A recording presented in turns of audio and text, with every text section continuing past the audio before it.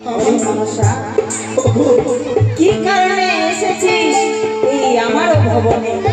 ওগো দিদি নেতাই পালকে মাগাতে দিদি নেতার চোখে জল কেন? এই মানুষের চোখে জল না থাকলে কার চোখে জল থাকবে? আমি যেদিন থেকে জন্ম পেয়েছি বাবা ভগবানের কাছে সেদিন থেকে আমি জল বন্ধ করিব। আমার চোখে জল না থাকলে কার চোখে জল থাকবে? দিদি তুমি জানো কেন চোখে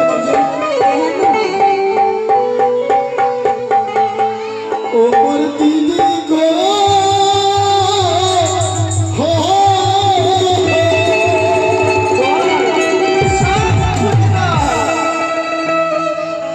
ওরা কি বলি মুতু খেলো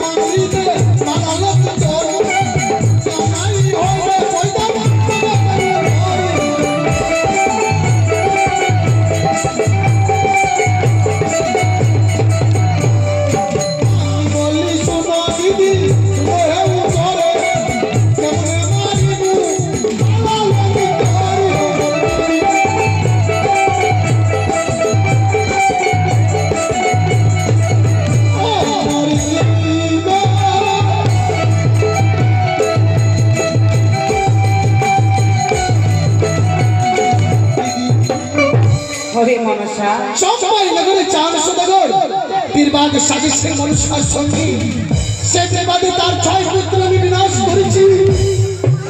6 বধূ বাড়ি আছে ধরে শেষকালে লকিন্দর পুত্র জন্ম পায়। লকিন্দর বিবাহ করে আজকে লোহা পাথর ধরে দিচ্ছে। আজ করে যদি আমি নাটক সন করে তুলাম লকিন্দর পূজা হবে না। পয়তার জগতের এই মনুষ্য পূজা হবে না। আমি কেমন লকিন্দর মৃত্যু করিব? দিদি আমার কথা বলো না। আরে বুদ্ধির দেবী আমি নেতুলাই আমার নাম। ওরে মনসা যুক্তি দেওয়াই তো তোকে আমার কাম। ওরে শত শত যুক্তি দিলাম ওই বানিয়ার করলি হানি। এত সর্পগণ কুশিয়া ও মনসা এত সর্পগণ কুশিয়া কি করবে? আমি বলি শুনো দিদি, আমার বাস্তবের ঘর কত শত সর্বকাল লকিন্দর মৃত্যু করবে। ধরিয়া সর্প গেল মৃত্যু করতে, তার দ্বারা হলো না। ওই সর্প গেল মৃত্যু করতে, তার দ্বারা হলো না। আর আমার কাছে কিছু যুক্তি নাই, আমি বিপুল বলে কোথায় যাব?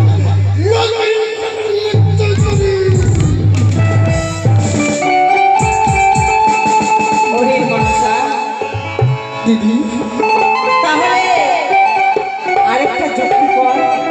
বলো। বলবো? ওরে আমি বলি মনসা বা কোমরে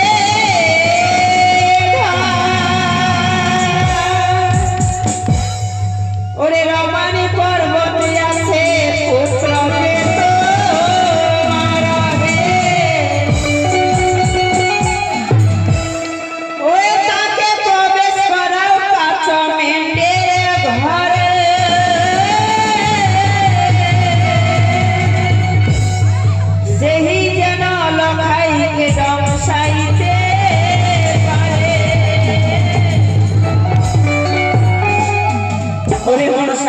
কি বললে দিদি? হ্যাঁ, এ কি বললে? আমার পুত্র কাঁদে না? রমানি পর্বতে থাকে, তাকে স্মরণ করে হাতে তুলে আমি ওরে পদ্মাবতী, ওরে বোন মনসা, তুই তো নিজে মুখে অভিশাপ করেছিলি বেহুলাকে যে তোর স্বামীকে দংশায় ওই কালা নাগে। তাহলে যা তুই ওই পুত্র কালা নাগের কাছে, সেই যে লখাইকে দংশন করতে পারবে। বেশ দিদি বেশ, তোমার চরণে আমি করণী প্রণাম। জয় জয় মনসার জয়।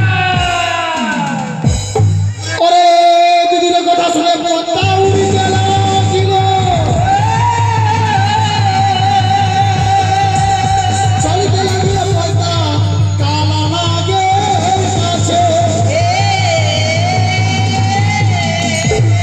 ওরে অবশ্য দংশী মুই আমি বললাম কিন্তু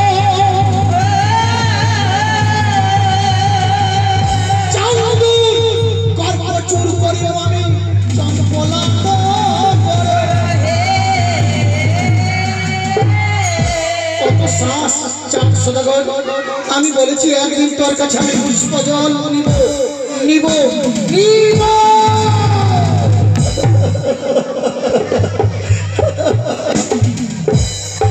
বেশ বেশ, এর মধ্যে আমি ছোট করি আমার দিকে পুত্র রমানি পর্বতে কোথায় চাকরি করে না। ওরা চলিতে লাগিল পদ্মা রমানি পর্বতে। কোথায় আছে পুত্র নাম দেখা দিহ মোরে। ও